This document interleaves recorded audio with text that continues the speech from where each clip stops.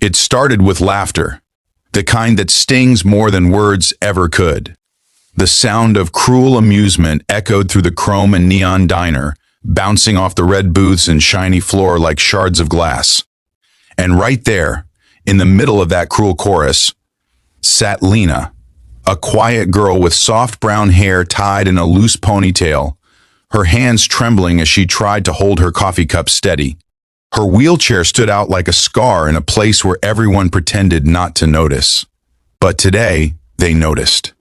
And they chose to be cruel.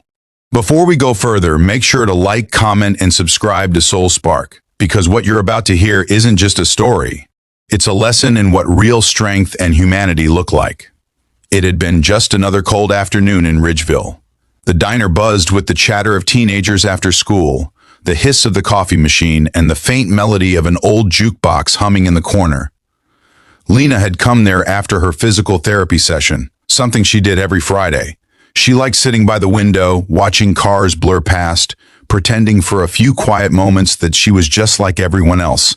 She was halfway through her fries when the door opened and in walked them. 6 high school boys, loud, confident, reeking of arrogance and cheap cologne, the kind that believed the world bent for their laughter.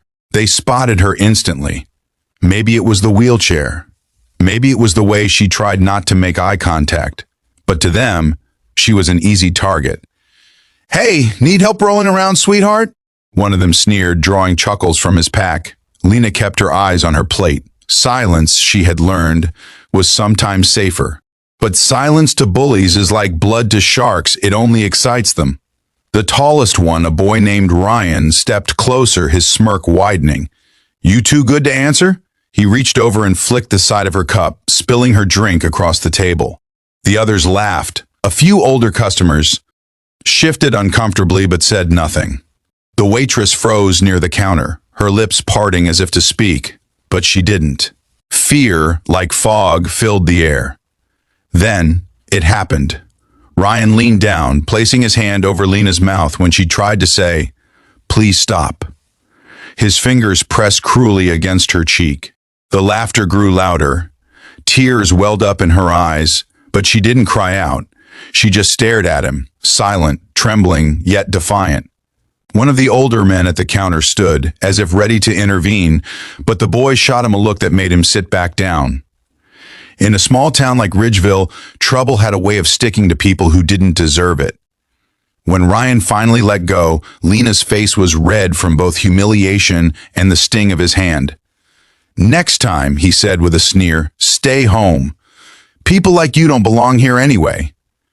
And just like that, they walked out, laughing, shoving each other, their mockery fading into the winter air. Lena sat there for a long time after they left. The waitress brought her napkins, whispered an apology, and offered to call someone. But Lena just shook her head. She didn't want pity. She wanted to forget. But fate had other plans. An hour passed.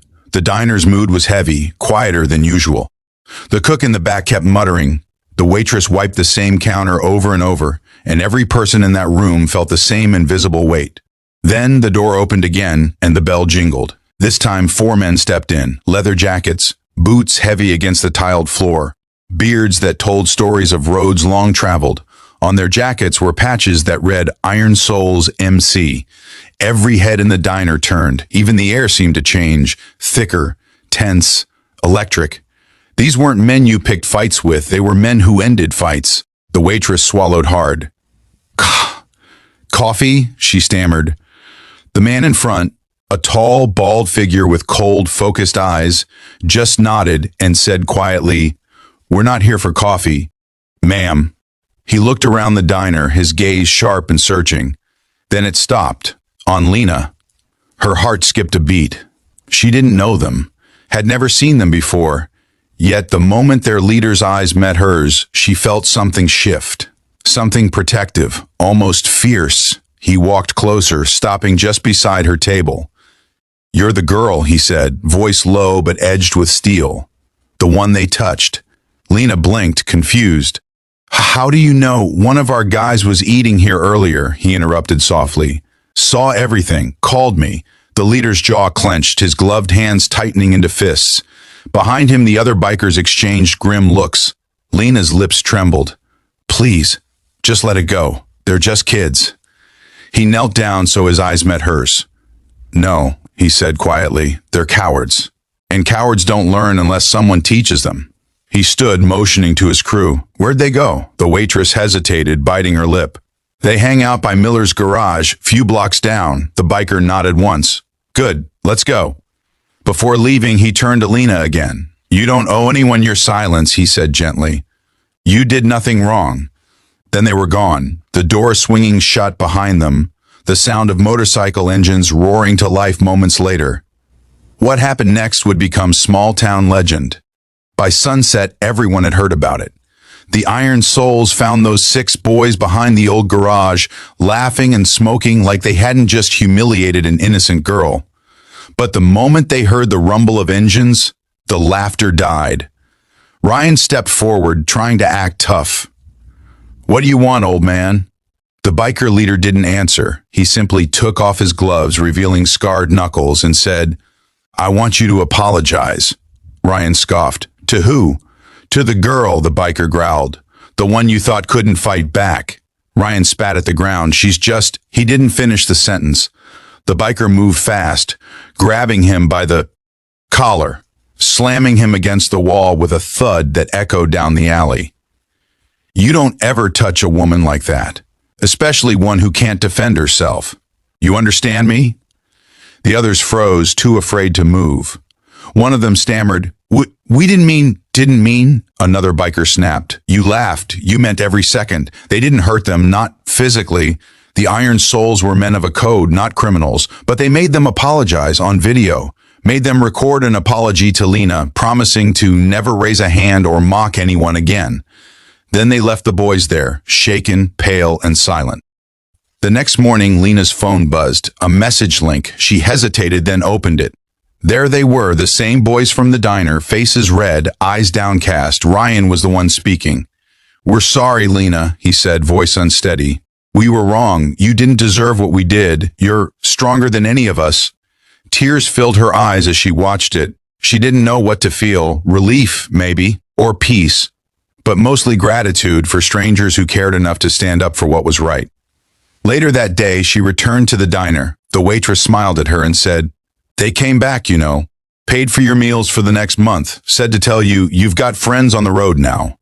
Lena smiled softly. For the first time in a long time, she felt seen, not as a girl in a wheelchair, but as someone who mattered. Before we close this story, if it touched your heart, please like, comment, and subscribe to SoulSpark, where real stories meet real emotion. Your support helps us share more inspiring moments like this one. Weeks later, on a bright Saturday afternoon, Lena heard the distant rumble of engines again. She rolled outside, heart beating fast, and there they were, the Iron Souls parked by the roadside. Their leader removed his helmet and gave her a nod. Hey kid, he called out, we're heading through town again. Thought we'd say hi. Lena grinned. Hi, he smiled back. Keep rolling forward, all right? You've got more strength in those wheels than most men have in their legs. She laughed softly, and for the first time she believed it. As they rode off, the sound of their engines fading into the horizon, Lena whispered to herself, The world still has good people. And sometimes that's all we need to keep moving.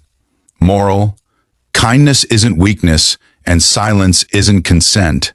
Sometimes all it takes is one act of courage to remind the world that goodness still roars louder than cruelty.